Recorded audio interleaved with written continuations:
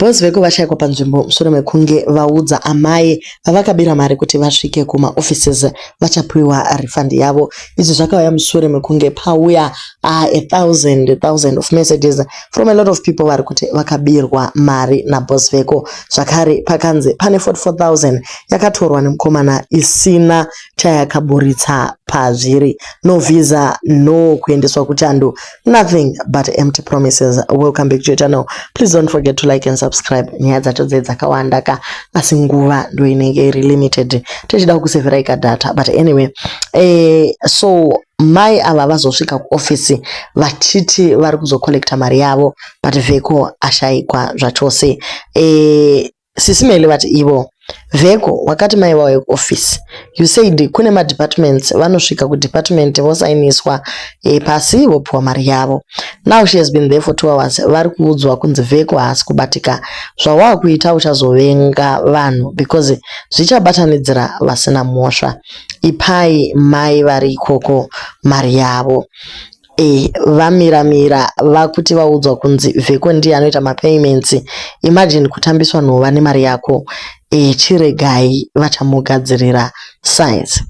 Here kwanzi kwaimirirai Friday ndipo patichaisa mari. I have a lot guys.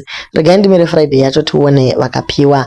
Hanzi imi mai hatichadi kutaura nemi, toda kutaura neboys dzamauya nadzo. So havachada kubhadhara dzanguva story. Pamwe vanzi vamirire kusvika Friday, pamwe vambonzi Veko haasi kubatika. Vanotarisisa zvenzendo izvi vari kuti Veko paatorerwa picture zvinoratidza kuti ari kuSingapore, ameno kwaari. Mukomana ari kuratidza kuti pane kusavimbika kwakati kuti. Tiri kudzwa kuti mukoma Lipson vaendawo kuchando, mabhegi aya aitengwa mukomana aienda. But in as much as he is doing all this for a few people, how many people vaari kubira allegedly?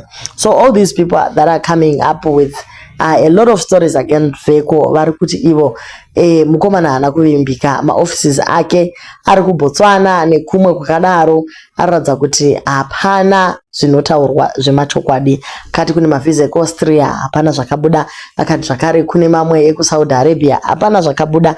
Vanoshanda naye vari kutoshamisika kuti ko zvimwe zvaanotaura anenge achizvisivira kupi. Anotobvunza kuti ko zvekuFrance zvinoitwa sei, ko zvekunyika yakati zvinoitwa sei. Kana uri agent wemandorokwati unogona kuziva zvinhu zvakadaro sei. So ndo nyaya dziri kubuda idzi. For now vanhu vari kuda kuenda kumiri dei mambomira matsvakiridza kuti Diamond iri kushanda sei. Yes, vakambobuda neNyati family, yes vakambobuda vakamira nana Mo Boys nevamwe vakadaro, but all these people azvireve kuti vakashanda naye pane truthfulness. Aiwa bodo dai tambomira kwatsvakiridzwa information yese. Vanhu vabhiliva kuti information iri kuuya iyi haruzi ruvengo, then tinogona kubatsirika senyika. Dambudziko ndiroro guys rekuti tinofunga kuti nguva yese kutamba. Dzimwe nguva vanhu vanenge vachitorevesa kuti apa ndakaskemewa, apa ndakavharwa, apa ndakadai. Isusu hatisi kuti Veko unovhara vanhu bodo. Tiri kungotaura kuti kana vanhu vachinge vapiwa evidence yemachats nezvimwe zvakadaro, it is time to believe, otherwise munozobirwa. Mapedza ipapo mouyazve paFacebook mochema. So tiri kuti for now dei vanhu vambotanga vaita research dzavo.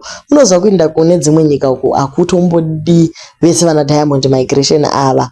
Unongozviindira pama website wozviverengera. YouTube ine vanhu vakawanda vakatotravela vakaenda vanokuudza step by step kuti zvoitwa sei. Ukaenda pa website chako ukadzidza kuzvigooglera uchizviverengera wega, tinozikamwanise vanhu vamabhuku vakafunda kuti inozovharika seiko panyaya dzakadai. Vanhu vari kuluza ma $8,000, ma $2,000, ma $50,000, ma $100,000. Guys, mari iyoyo ka inonetsa kunonga. Dai tambomira.